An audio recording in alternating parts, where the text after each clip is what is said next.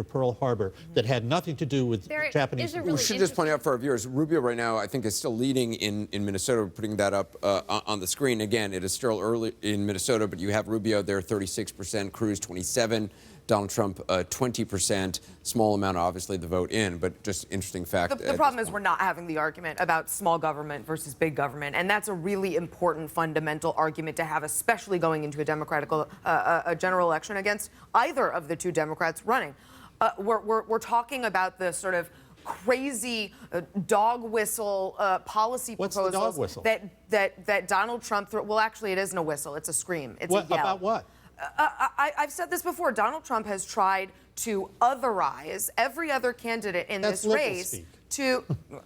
He's a liberal. He's a liberal. It falls no, perfectly what you said in is line. liberal speak. But he's doing it. He's acting. He's otherizing other candidates to sort of scare this very small part of the electorate who thinks that all of their problems are the fault of people who don't look like them.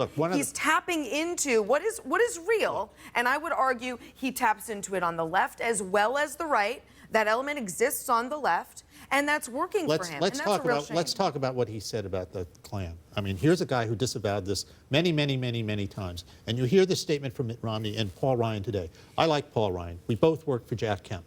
Jack Kemp would be appalled at this. The Republican, I hate to say this about the Republican establishment, but their view of civil rights is to tip the black waiter $5 at the country club. I mean, this is atrocious. This is atrocious. This is why Donald Trump has the ability to because he's not going to patronize people. Well, hold on a second. First of all, there's a lot of things you said I could take you on about, but I want to be very, very clear. The things that Donald Trump has done, and not just in this race, are horribly offensive. You can go back with this guy for a long time. I want to talk. I want to talk. This is I didn't important. say anything yet. Oh, you breathe. You can go back to the Central Jogger case, where he came out and had innocent black kids winding up in prison. Innocent kids. Hold on a second. Innocent black kids. Listen, hold on a second. We have a big problem at this point now, because I agree with you about a lot. I think that we have taken him not seriously. We have not respected his voters. But there is a dark underside here. And Essie is right. He is whipping up and tapping into and pushing buttons that are very, very frightening to me and frightening to a lot of people. Number one, when he is playing funny with the Klan, that is not cool. He didn't play funny. Hold on a second. I know this man when he gets passionate about terrorism. I know how he talks about terrorism. The Klan is a terrorist organization that has killed... A leftist terrorist organization. You can put whatever label you want. That's your game to play. No, that's your game to play. No, they're not. We're not going to play that game. No, we're not going to play that game. We are going to understand history. No. You need to take a serious look at the fact that this man is playing fast and loose and footsie. When you talk about terrorism, he gets passionate.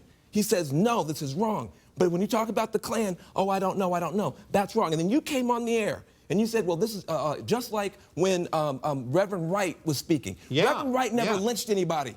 Reverend Wright never killed anybody. Reverend Wright is an anti-Semite. Reverend Wright never put anybody on a post. And you guys play these word games. And it's wrong to do in America. It is wrong to understand that these are not leftists. They were a What difference does it make if you call them leftists? It makes a lot of difference, Van. Call them chipmunks. They kill people. And you don't play games with that. You're right.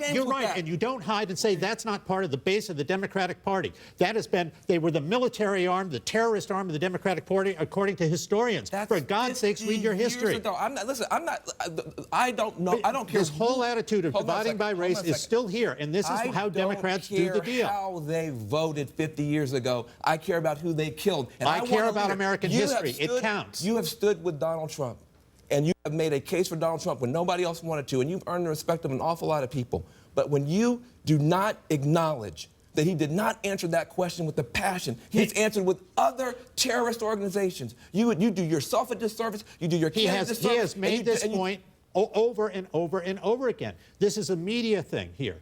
Did he make a mistake when he sure, but he has said this many, many times. I've gone back and looked. He's well on record over and over and over again on this. It's worse than that, sir. It's worse than that.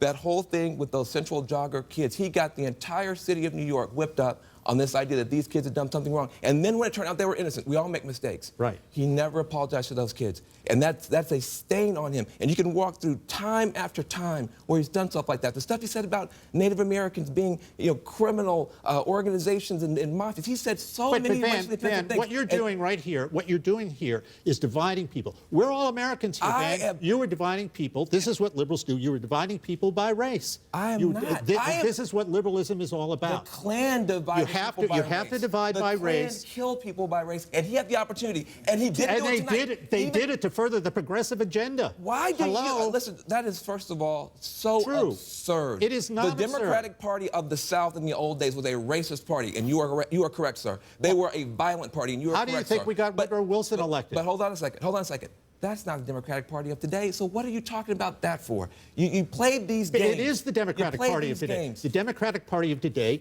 divides by race. Listen, I have a kid, 7 years old. Right.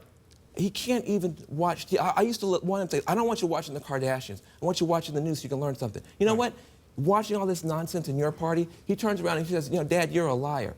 He doesn't even know what the word means, but he sees so much vitriol from your party. Right. He brings that into our house. Now we got to have him watch, Nick Jr. He can't even absorb civics because of what's going on in your party. The circus wing in your party. Do not play and tell Donald Trump.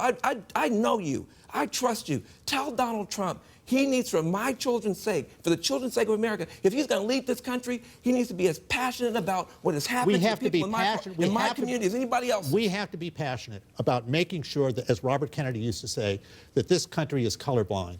We have to, as President Kennedy used to say in that Birmingham speech, that race has no place in American life or law. That's what we have to do, and we have lost that totally because the Democratic Party insists on dividing people by race, and it's wrong. It's morally wrong. Well, I think this is going well. I will say this.